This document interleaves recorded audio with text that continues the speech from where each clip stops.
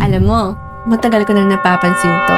Karamihan sa travelers, super excited sa day 1. Pero pagdating ng day 2, bakit parang ubos agad yung energy? Hindi to dahil mahinga sila. O dahil hindi sila sanay maglakad. Hindi ganon. It's because yung DIY travel, ang dali niya pakinggan. Pero, pag nasa Japan ka na, bigla siyang nagiging mabigat.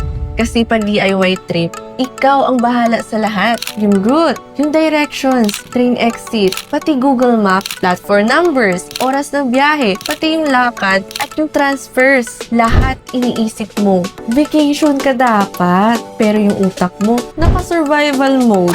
At minsan, hindi mo agad mararamdaman yan. Pero pagdating mo sa first tourist spot, parang drain ka na agad.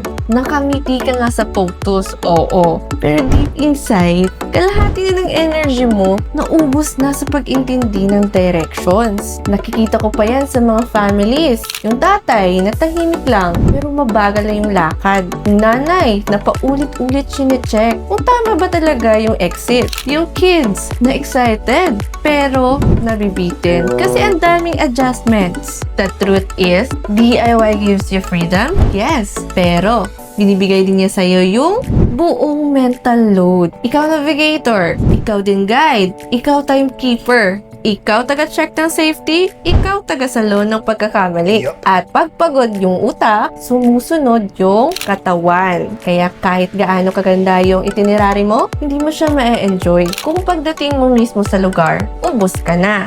And ito yung realization ko. Ang totoong nagpapaganda ng trip ay hindi mo yung dami na napuntahan, kundi yung gaano ka ka-present habang nandun ka. Kapag relax ka, mas naaamoy mo yung pagkain, mas napapansin mo yung view, mas may energy ka makipagkwentuhan, mas masaya yung buong araw. Yung Japan, nagiging 2 beses na mas maganda kapag hindi ka pagod. And honestly, ito talaga yung klaseng travel na gusto namin ibigay sa mga guests namin. Yung kalmado, yung comfortable, yung tunay na memorable.